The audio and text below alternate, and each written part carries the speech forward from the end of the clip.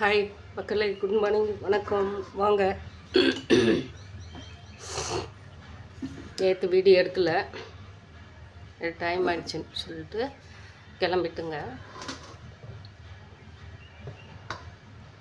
வாங்க, இன்றைக்கும் இட்லி சாம்பார் செய்யலான்னு சொல்லிட்டு யோசனை பண்ணிட்டுருக்கிறேன். பார்க்கலாம்.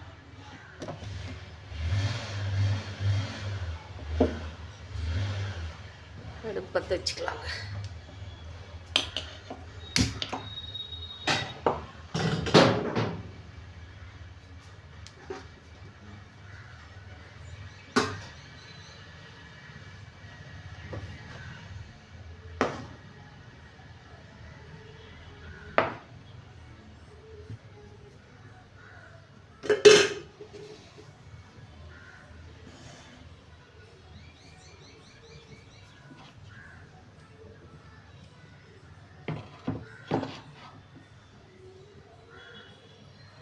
நாலு மண் சட்டி இருக்குங்க.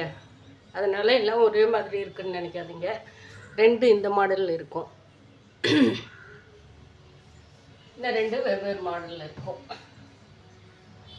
அவங்க ரெண்டுமே ரொம்ப கலராக இருப்பாங்க மாதிரி.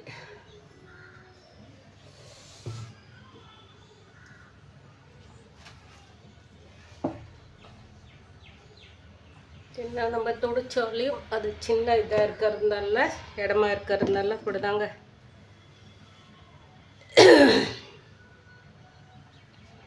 இவங்க கொஞ்சம் சூடு ஏறுற வரைக்கும் கொஞ்சம் டம் கட்டணும், அப்புறம் தாளிச்சிருவாங்க நம்மளை வச்சு. அந்த அளவுக்கு சூடாக இருப்பாங்க.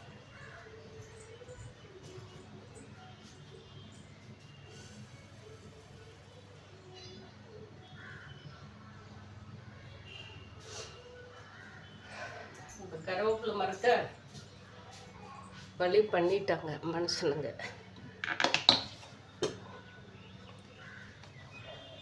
அதில் விட்டுக்கலாங்க.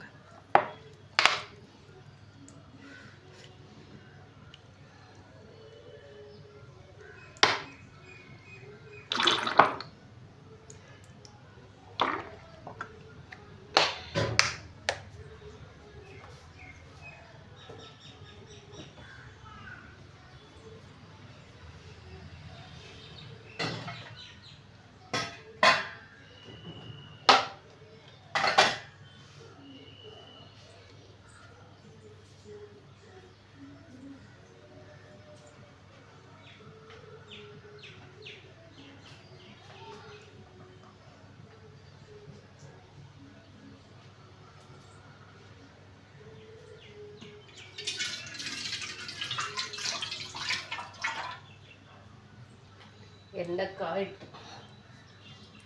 இன்னும் பார்க்கறதுக்கு அந்த மாதிரி தாங்க இருக்கு. அப்புறமா டக்குன்னு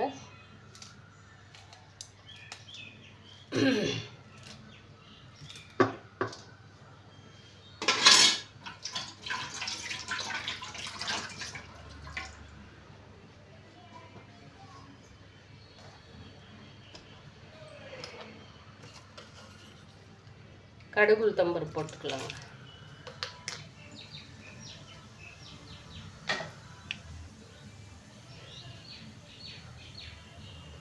நல்லா பொரிஞ்சிட்டுக்கிறாங்களா. பச்சை மிளகாயும் வெங்காயமும் கட் பண்ணி வச்சுருக்கிறதும் போட்டுக்கலாம்.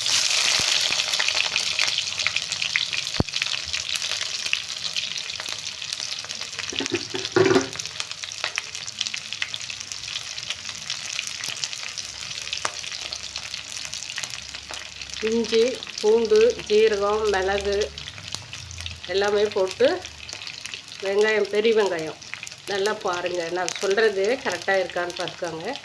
இஞ்சி, பூண்டு, ஜீரகம், பெருஞ்சீரகம், இஞ்சி கொஞ்சம், பூண்டு, பெருஞ்சீரகம், ஜீரகம், மிளகு,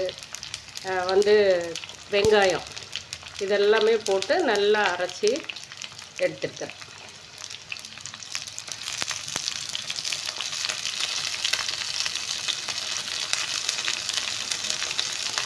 ஏன்னா இந்த குழம்புக்கு நமக்கு மிளகு அவசியம் போட்டோம்.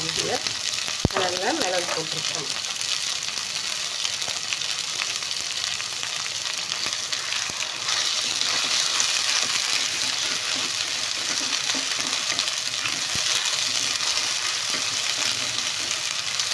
அதே மாதிரி மறந்துட்டுங்க, ஒரே ஒரு 2 ஏலக்காயும் இதோடவே போட்டு அரைச்சிருக்கேன்.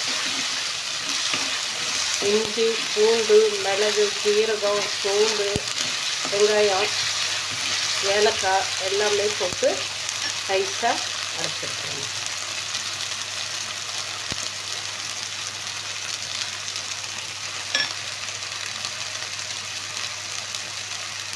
மல்லித்தூளுங்க,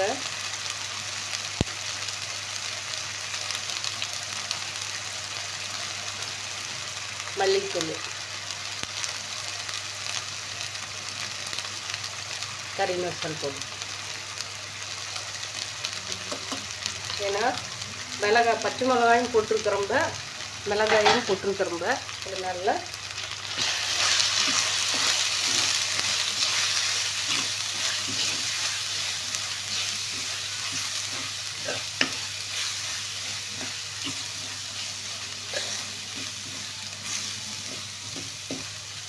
இப்போ இவங்கள வந்து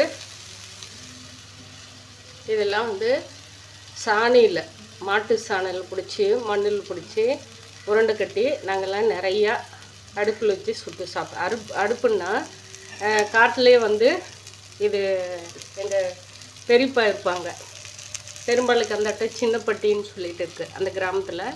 அவங்களது ஒரு 75 ஆடு இருந்துச்சு. அந்த ஆடு மேய்க்கிறதுக்கு அப்பா கூட்டிகிட்டு போவார் லீவில் போச்சுன்னா.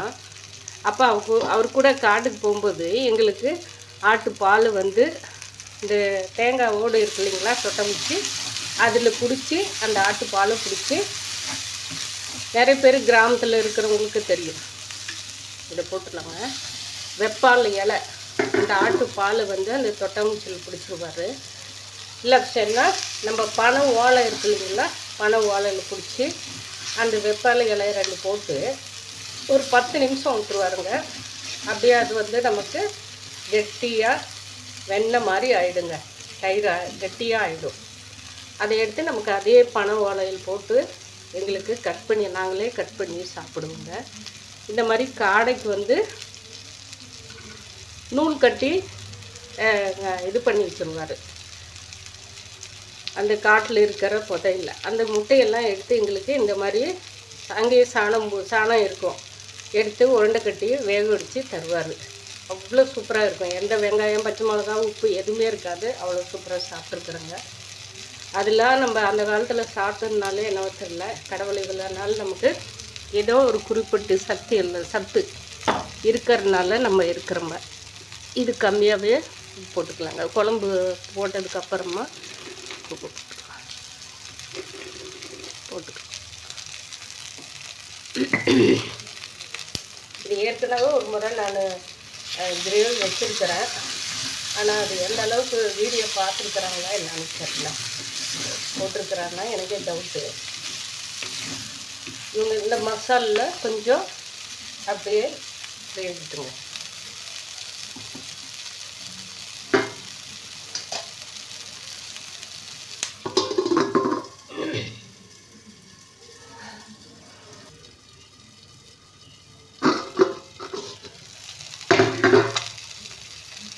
சூப்பராக வந்துட்டு இருக்குங்களா?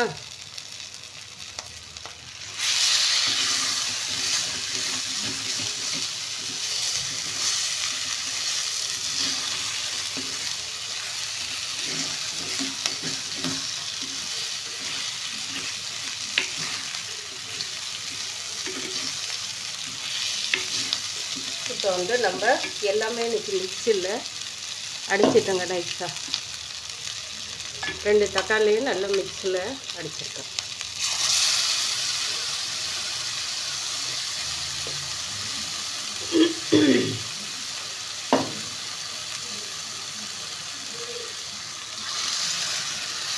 இந்த காரம், புளிப்பு இதோட கொஞ்சம் நல்லா ஊற்றுங்க.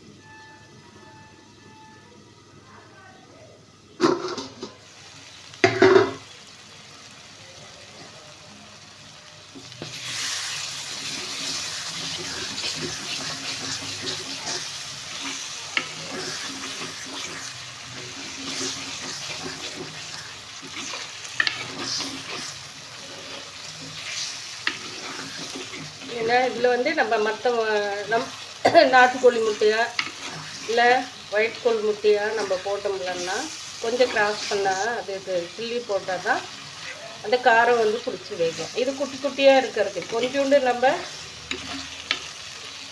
கத்தி போட்டாலே அப்படியே பிடிச்சிக்கும்,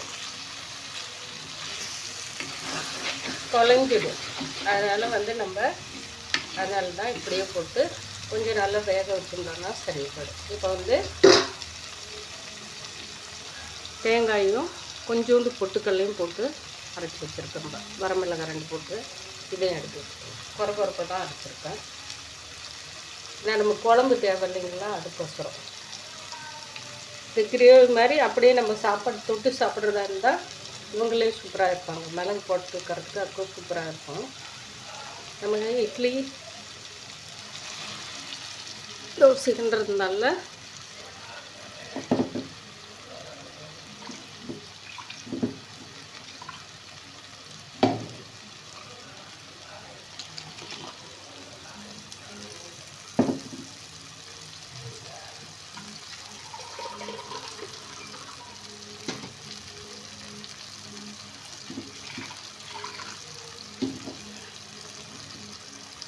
காடை கிரேவி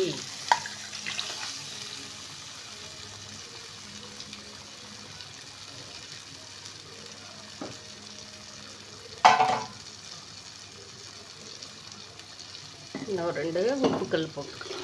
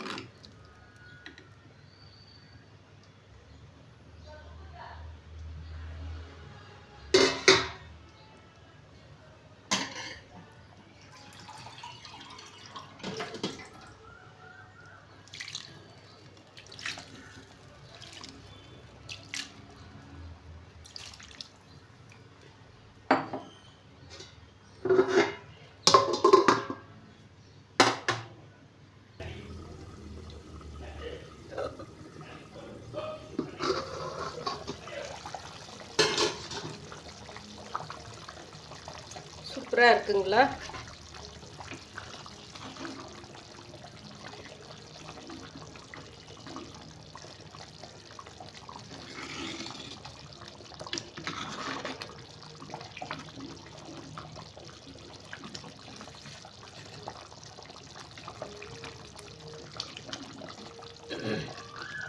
அவ்வளோதாங்க. இவங்களை வந்து இறக்கிடலாம். ஏன்னா இதுக்கும் மேலே நம்ம கும்பிடனா இன்னும் கெட்டியாகிடும். ஏன்னா இதுதான் வந்து நமக்கு இதுக்கு வந்து ராகி மாவு களி செஞ்சு சாப்பிட்டா சூப்பராக இருக்குங்க. இட்லி தோசை எல்லாத்தோட பெஸ்ட்டு இருக்குது ராகி மாவு களி தான். பார்க்கலாங்க. ஏன்னா எனக்கு வந்து எல்லாமே இது செஞ்சு பிளான் பண்ணி எதுவும் செய்கிறது இல்லைங்க. ஏன்னா டக்குன்னு எது தோணுதோ அது அப்பப்போ வர்றதை செஞ்சிருவேன். அதனால தான் வந்து இது எல்லாமே நம்ம வந்து டெய்லி அன்றாட செஞ்சு சாப்பிட்ற உணவுன்றதுனால இது நீங்கள் காடை குழம்பு நான் இதெல்லாம் வச்சு ஒரு 2-3 வருஷம் ஆகும் அப்போ செஞ்சுருக்கிறேன்னு நினைக்கிறேன். அதுக்கு அடுத்தது இப்போ செய்கிறேன் நான். ஏன்னா வீடியோ எடுத்து இப்போ வந்து யூடியூப்பு போட்டு 2-3 வருஷம் ஆகுதுன்னு நினைக்கிறேன். 2.5 வருஷம் நடந்துட்டு இருக்கு. இந்த நவம்பர் வந்தால் 3 வருஷம். ஏன்னா எதுவுமே இல்லை, ஒருத்தர் கூட வந்து சப்ஸ்கிரைபர் இல்லை எதுக்கு போடுறீங்க அப்படின்னு கேட்கலாம். நீங்கள் என்னோட இது திருப்திக்கோசரம் நான் செய்கிறேன். யாராவது ஒருத்தர் இது பிடிச்சிருந்தா பார்க்குறாங்க, லைக் போடுறாங்க, இல்லையா பார்த்துட்டு போகிறாங்க, நம்ம எப்படி செய்கிறாங்கன்றதாவது பார்த்துட்டு போகிறாங்க. அதனால நான் இதை செஞ்சுட்டு இருக்கேன். ஏன்னா கொஞ்சம் இதை செய்கிறதுனால டைமு மற்ற எண்ணங்களை வந்து நமக்கு கொஞ்சம் திருப்தி இருக்குது எனக்கு இது. அதனால நான் இதை செஞ்சுட்டு இருக்கேங்க. மற்றவங்க எப்படி இது நம்ம தனிப்பட்ட முறையில் எதுக்கும் நம்ம இதில் காசு பணம் போட்டு எதுவுமே நம்ம செலவு செய்ய போகிறதில்ல. இது என்னோடய திருப்திக்கு நான் செய்கிறேன். அதனால எப்படி நினச்சிட்டாலும் சரி மற்றவங்க, நான் இது எனக்கு பிடிச்சிருக்கு, நான் செய்கிறேன், அவ்வளோதான். இது எனக்கு சில விஷயங்கள் எனக்கு யாரும் சமையல் வேலையை நான் அந்த ஏஜ்லலாம் எனக்கு சமைக்கிறது இதெல்லாம் யாருமே கற்றுக் கொடுக்கலைங்க. நான் நிறைய வீடியோவில் சொல்லியிருப்பேன். என்னோட என்னோட ஒரு 2 வயசு அதிகமாக இருக்கும் அந்த தம்பி. அவர் தான் எனக்கு சொல்லி கொடுத்தாரு. ஏன்னா இவன் குட்டியோண்டு பையன், நானும் சின்னவங்க தான். அப்போ இருக்கும்போது சமையல் வேலை செய்ய தெரியாத பாத்திரம் கூட தேய்க்கணுன்னா சத்தம் போடுவார் அப்பா. அந்த மாதிரி இருக்கிற சூழ்நிலை தான் நாங்கள்லாம் மேரேஜ் பண்ணி கொடுத்துட்டோங்க. இதெல்லாம் வந்ததுக்கப்புறமா தான், ஒரு இடத்துக்கு வந்ததுக்கப்புறம் தான் புதுசாக நான் சமைக்கிறதுக்கு பார்த்தேன். ஏன்னா இந்த மழை பெஞ்சு குளிர்காலம் மார்கழி மாதத்தில் உட்காந்துட்டு பாட்டியும் அம்மாவும் சமைக்கும் போது அந்த அடுப்புக்கிட்ட போயிட்டு நம்ம சூடுக்கு உட்காருவோம் இல்லையா, அந்த நேரத்தில் இந்த மாதிரி செய்கிறதெல்லாம் நம்ம கற்றுக்கணும் தாங்க. இதுதான் உண்மை. குழம்பு இறக்கி வச்சிருக்கேன், இவ்வளோதான். நீங்களும்